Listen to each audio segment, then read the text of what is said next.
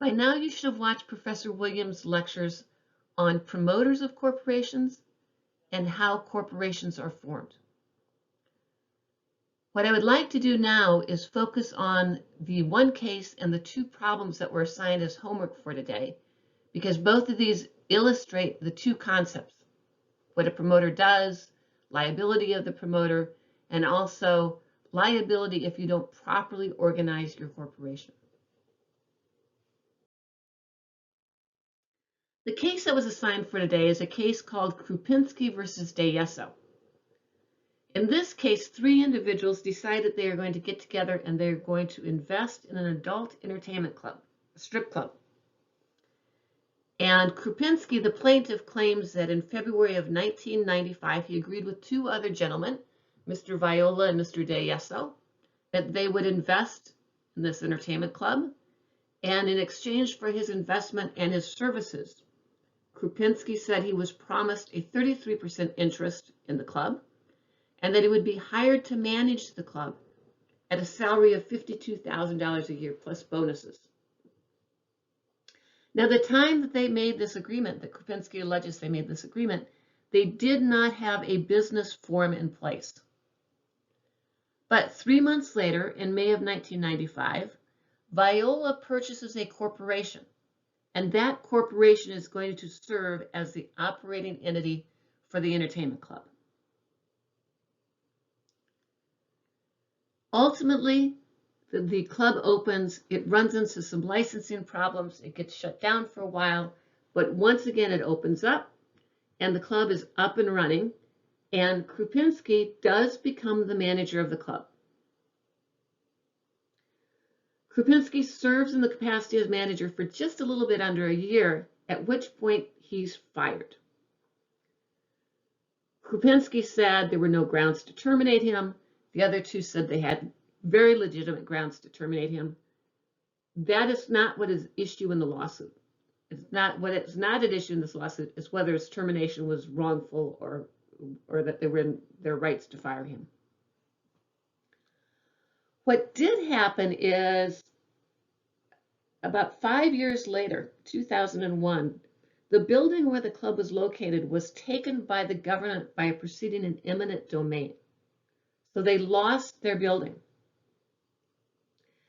At this point, DeYeso opened some other clubs in another state, taking with him some of the club's assets and its name. And Krupinski claimed at this point that under the agreement he made in February of 1995, he was entitled to have an interest in these new clubs because DeYeso was taking assets of the club in which he did have an interest to form these new clubs. Krupinski sued DeYeso personally. And the theory for suing him personally was that Krupinski alleged that DeYeso had been a promoter of the corporation. And therefore, as a promoter, he had personal liability on the February 1995 agreement. And that was the agreement that Krupinski alleged gave him his ownership interest in the adult entertainment club.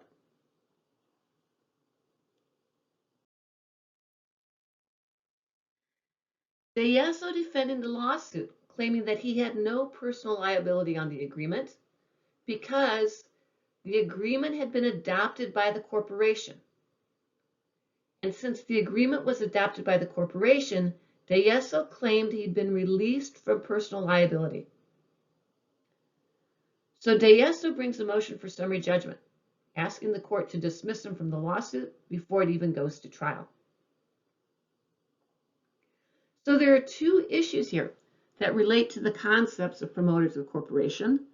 And the first issue is, was DeYeso correct that the corporation had adopted the agreement that was made in February of 1995? In this case, the answer to that was yes. The corporation had adopted the agreement, even though it was made before the corporation was arguably in existence, because it did go forward and hire Krupinski as its manager, and it paid him the agreed salary under the February 1995 agreement. So by its actions, the court said the corporation had adopted the agreement. So under those circumstances, the corporation is going to be liable under that agreement. But the second issue was whether the corporation's adoption of the agreement relieved DeYeso from his personal liability as a promoter. And that is where DeYeso was just wrong on the law. As you heard in Professor Williams' lecture, just because a corporation adopts or ratifies an agreement that was made by a promoter, that makes the corporation liable, but it does not relieve the promoter of his or her liability under the contract. The only way the promoter can be released from liability under the contract is if both parties to the agreement agree to do so. So in this case, that means that the corporation would have to agree that DeYeso was relieved from liability, and Krupinski would also have to agree. Since Krupinski had not agreed in this case, DeYeso still had liability as the promoter that had entered into the contract.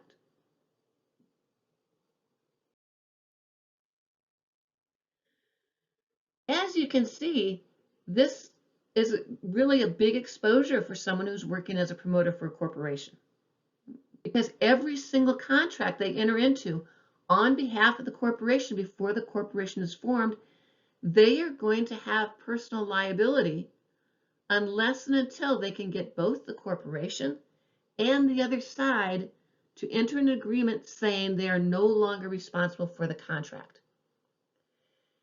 And Professor Williams alluded to this.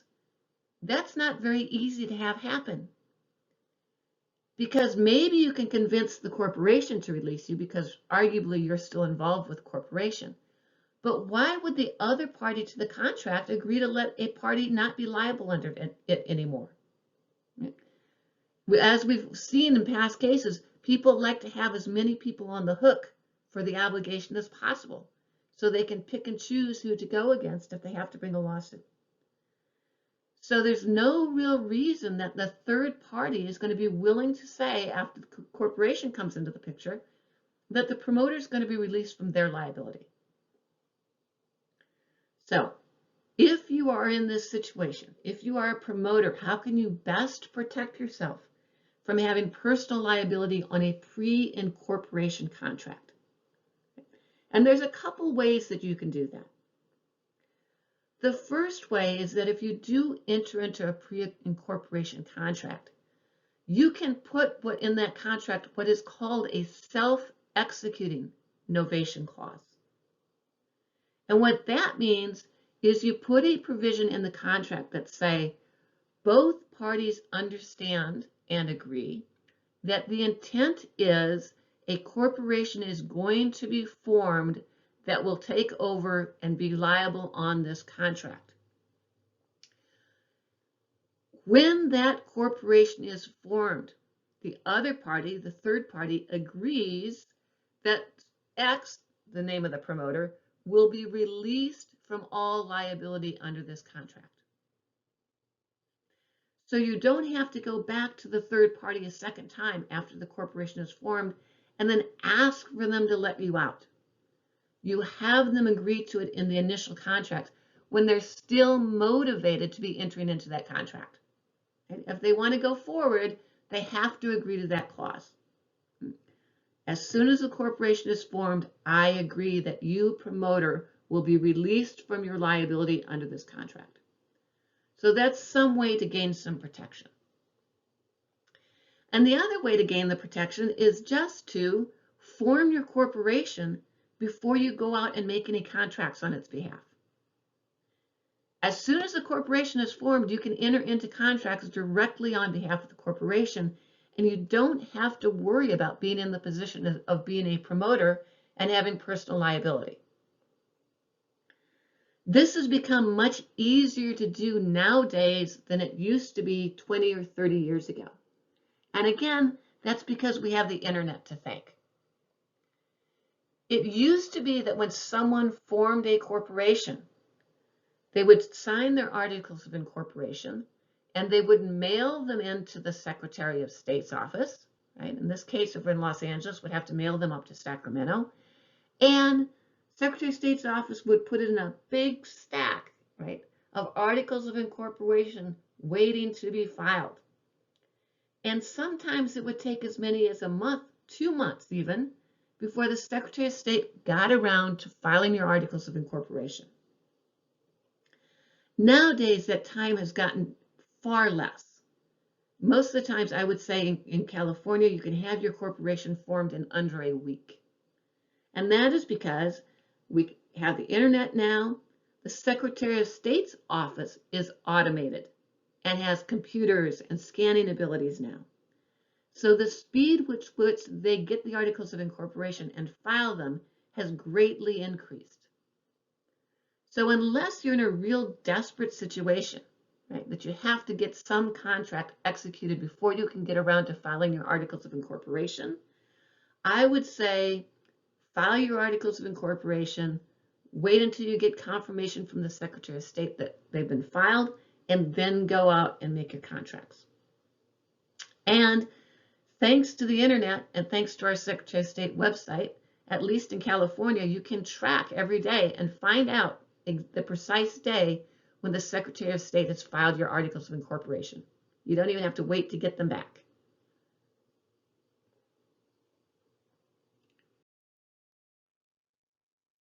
The next problem that was assigned is problem 4.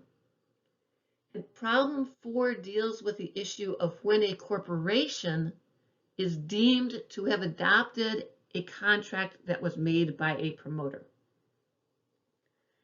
So in problem 4, we have an individual whose name is Reichert. And Reichert agrees to hire Crye-Leike Realtors as his exclusive agent to find a building for Reichert's business. At the time this exclusive agency agreement was entered into, both Reichert and Crye-Leike had talked about the fact that Reichert would soon be forming a corporation, and it's the corporation that was going to be the party to the lease that Crye-Leike was able to find for it. So in this situation, Reichert is the promoter for a corporation that is about to be formed. A month later, Reichert forms his corporation, WDM Inc. Again, a really bad corporate name. Do we know what business WDM Inc. is in? Nope, and we don't even know them from the facts of this case. But he forms his corporation, and the corporation never formally adopts or ratifies the agency contract with Crye-Leike. However, after WDM was formed, Crye-Leike showed several properties to WDM, and it prepared an offer to lease on its behalf. At one point not too long after this, WDM, the corporation, hired another real estate agent. And Crye-Leike sued WDM for breaching the exclusive agency contract that Reichert had signed with it. Right? The exclusive agency contract was an agreement that for a period of time, Reichert would only use Crye-Leike and no other realtor to operate to try to find a building for the business. WDM, the corporation, defended against the lawsuit on the ground that it was not a party to the contract. Only Reichert had entered into the contract with Crye-Leike. WDM said, we never adopted it, we never ratified it, so we're not a party, we can't be held liable underneath it.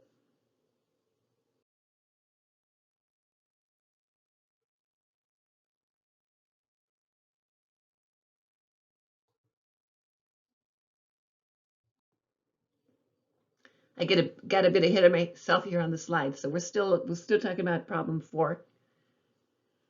So in problem 4, the court has to decide whether the corporation that was formed a month after the contract was entered into was liable under that contract. Clearly, Reichert was. He's the promoter, so he has personal liability under the contract. But again, Kreilike's trying to find another party to be liable as well, and they're trying to get the corporation to be responsible. And in that case, the court held that even though WDM had not formally ratified or adopted the contract, it had done so by its actions. Because after it was formed, WDM used Kreilike as its realtor, and it allowed Kreilike to make an offer to lease on its behalf. So by using Kreilike's services, the court found that they had impliedly adopted and were bound by the contract that Reichert had entered into. So in this case, you would have two parties, both liable under that contract. Reichert, because he was the promoter, and WDM, because it had adopted the contract after it was formed.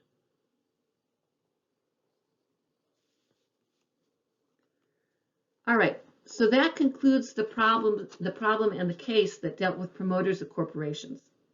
Now we're going to take a look at how a corporation is formed, which you've already heard about by Professor Williams, and what happens when someone messes up and doesn't form a corporation the way they're supposed to. What happens then to people who are entering into contracts on behalf of the corporation? One of the things that was not covered in Professor Williams' lecture that I want to cover just briefly here is that there is a default rule under the Model Business Corporations Act that states that incorporation occurs when the articles of incorporation are filed by the Secretary of State. The second that filed stamp goes on those articles, your corporation has come into existence.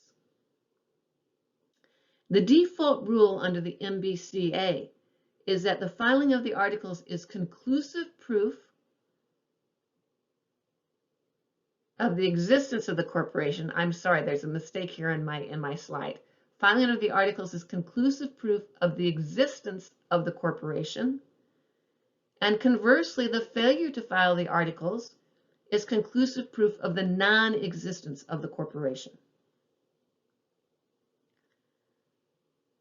The MBCA imposes liability on those persons who purport to act on behalf of a corporation when they know that incorporation has not taken place. However, under the MBCA, if these individuals mistakenly believed that the corporation had been formed, then they are relieved from personal liability. So, corporations formed when the articles get filed. A corporation is not formed if the articles were not filed. If someone knows the articles were not filed, yet continues to act on behalf of the corporation as if it had been formed, they will have personal liability under any contract they enter into. On the other hand, if they mistakenly believe that the articles of incorporation were filed, they are relieved from that liability under the default rules of the MBCA. Problem 2 illustrates this. In problem 2, we have an individual, Robert Waddell, who signed the articles of incorporation for R.H. Waddell Construction, Inc. Now, there is a good corporate name. We know what business this corporation is involved in. The articles were signed on August 19th, 1988. However, the articles were not filed by the Secretary of State until December 9th, 1998. And again, given the time period that this case took place, that was not unusual. There could be a several-month delay by the time you sent your articles of incorporation into the Secretary of State and by the time the Secretary of State finally got around to filing them. So in between the time that the articles of incorporation were signed and the time that they were filed by the Secretary of State, on September 12, 1988, Waddell entered into a construction contract with Robert Valiga on behalf of the corporation. And as often happens in these construction cases, things went south on the construction. Valiga claimed that there were several construction defects and inferior workmanship. And Valiga sues Waddell personally for the problems with the construction work, on the ground that on September 12, 1988, when Waddell entered into the contract, there was no corporation in existence. Waddell's defense was that he was unaware of the delay in filing of the articles, and that he mistakenly believed that when he entered into the contract, the corporation was in existence. Under the default rules of the MBCA, if Waddell is correct and he had a good faith belief that the corporation was in existence, he would not have personal liability under the contract.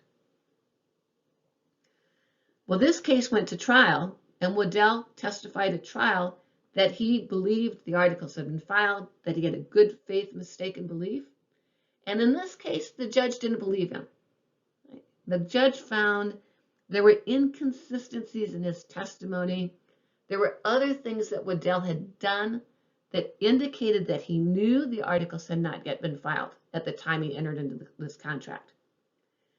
So the judge rejected Waddell's claim that he had a good faith mistaken belief and held that Waddell was personally liable under the contract. Because according to the judge, Waddell knew on September 12, 1988, that the Articles of Incorporation had not yet been filed. So this case turned on credibility, right? Whether the trial judge believed Waddell or not. Had Waddell been believable when he testified at trial, and he convinced the judge or the jury that he did have a good faith mistaken belief that the contract was in existence, then he would not have the liability.